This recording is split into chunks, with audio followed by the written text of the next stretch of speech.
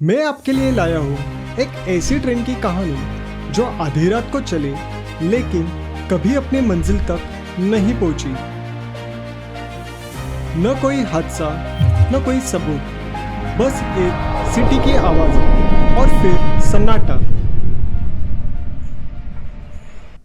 तो चलो आज हम बात करेंगे भारत की ऐसी चमत्कारिक ट्रेन की जो पातालपुरी की आखिरी ट्रेन थी, जो बिना ड्राइवर के चली और धरती में समा गई।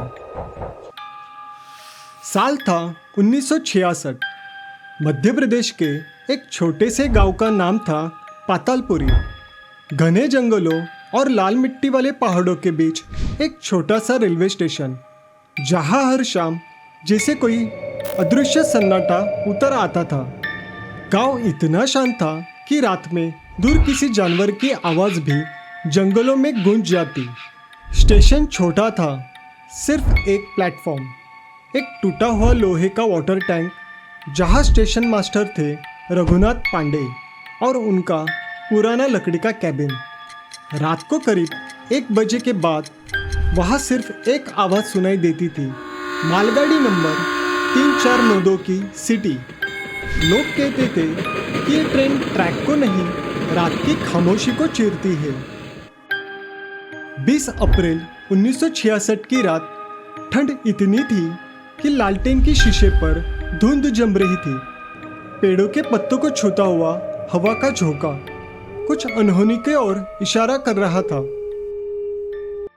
करीब 1:15 पर ट्रेन स्टेशन पहुंची। इंजन से धुआं निकल रहा था। डिब्बे कोयले और अनाज से भरे थे। ड्राइवर राजू खत्री, जो 15 साल से रेलवे में कार्यरत था, उस दिन वो कुछ अजीब सा और बेचैन था। उसने पानी भरवाया और अपने सहायक से कहा, आज देर हो गई है, पर पता नहीं क्यों ट्रैक कुछ भारी सा लग रहा है। सहायक ने मजाक किया, रात का वहम है राजू भैया। सिग्नल हरा हुआ।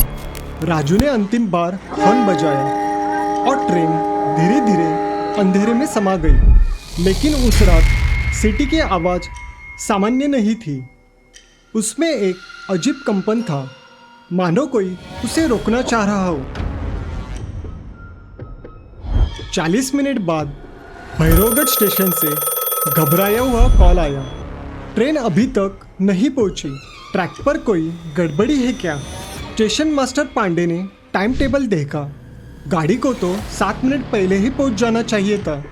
कंट्रोल रूम को जानकारी दी गई। पुरानी तकनीक होने के बावजूद हर जगह क्लियर ट्रैक दिख रहा था। फिर ट्रेन कहाँ गई? रेलवे के इतिहास में ऐसा कभी नहीं हुआ था। सुबह 5 बजे पूरी रेलवे की टीम टॉर्च लेकर निकल पड़ी। 12 किलोमीटर लंबा ट्रैक इंच इंच नापा गया। कहीं दुर्घटना नहीं, कहीं इंजन का धातु नहीं, कोई कोयले का टुकड़ा तक नहीं। लेकिन एक मोड़ पर मिट्टी अजीब तरीके से धंसी हुई थी और बगल की घास जली हुई। टॉर्च की रोशनी में पटरी के किनारे लोहे की गहरी खरोंची दिखी, जैसे कोई भारी चीज नीचे की ओर खींची हो।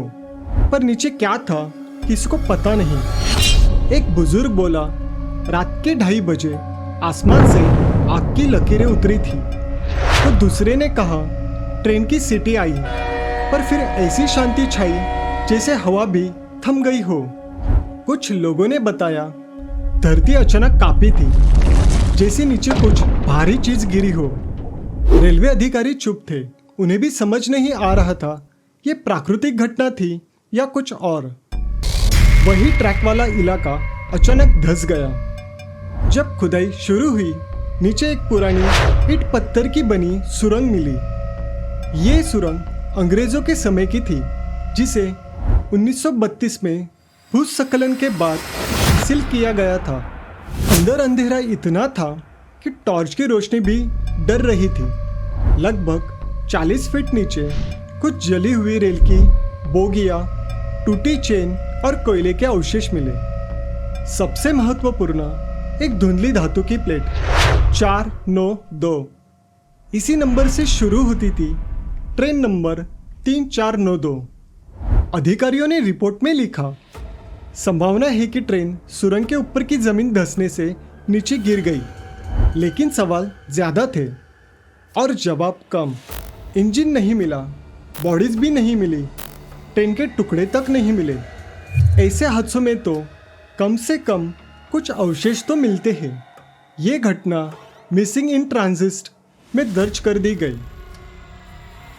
आज भी पातालपुर के लोग बताते हैं 20 अप्रैल की रात 1 बजे पुराना सिग्नल अचानक से लाल हो जाता है।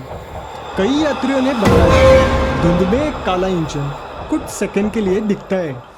किसी को सिर्फ सीटी सुनाई देती है, हवा में कोयले की गंध फैल जाती है और फिर दोबारा वही शांति। रेलवे ने उस ट्रैक को हमेशा के लिए बंद कर दिया।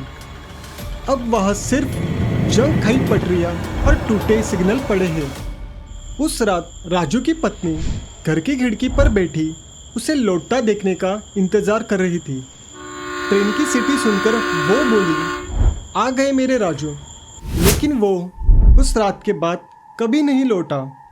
उसका बेटा आज भी अपने पिता की टोपी संभाल कर रखता है। 60 साल बाद भी ट्रेन नंबर 3492 भारत की रेलवे फाइलों में एक ऐसा केस है जिसे कोई बंद नहीं कर पाया।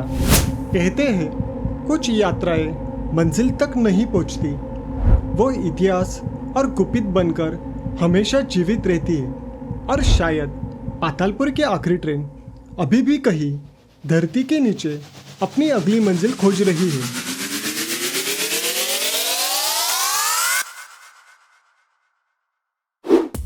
अगर आपको ऐसी सच्ची, अनसुनी, रहस्यमय कहानियाँ पसंद है तो चैनल को सब्सक्राइब और लाइक ज़रूर करें। मैं मिलता हूँ अगली कहानी में एक और रहस्य के साथ।